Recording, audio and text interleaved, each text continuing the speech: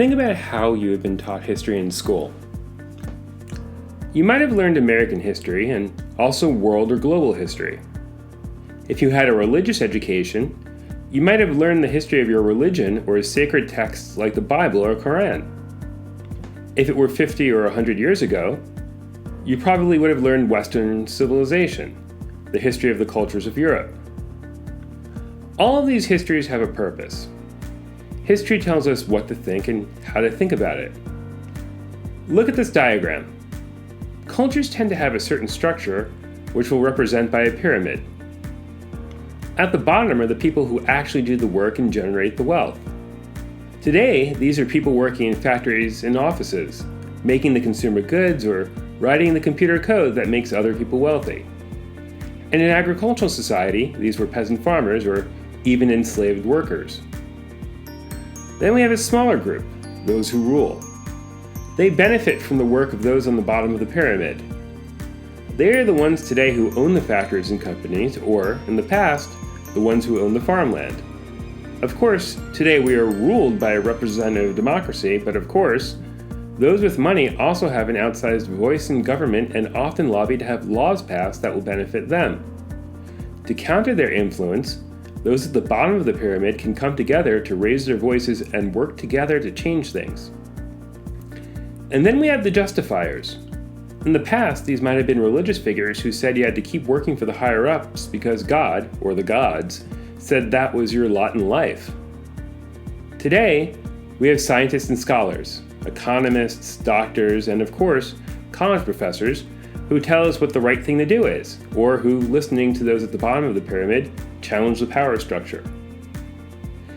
History is one of the ways that the justifiers tell us what the right thing to do is. Almost all history has an implicit moral or point to it, even history that says that it doesn't. Think about the histories I just described help to create communities and explain power structures. Intellectual communities, Western thought since the Greeks.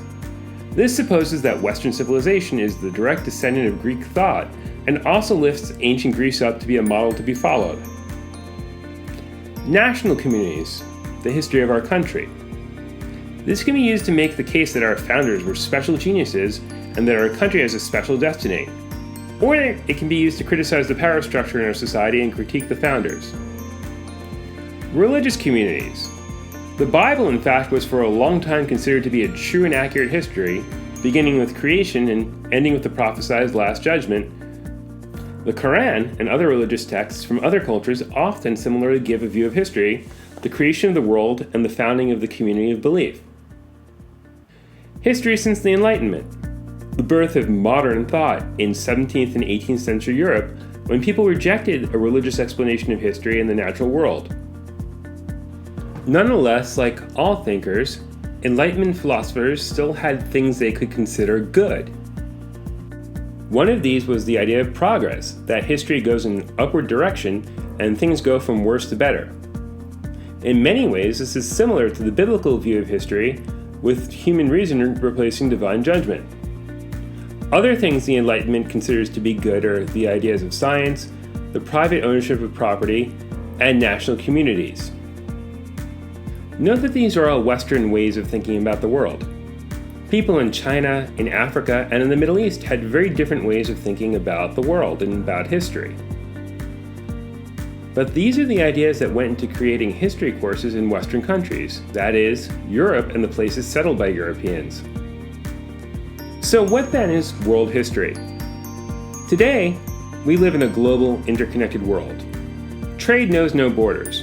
Your phone, for instance, was probably made in China.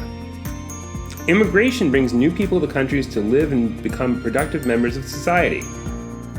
It's in the interest of mutual prosperity that we live together in our harmonious multicultural society. The justifiers, including college professors, have made world history part of the school curriculum to fulfill these ends. If we're going to explore the history of the world, then, we need to do it in a critical way that privileges no particular way of thinking about history. Will we simply say then what happened where and when?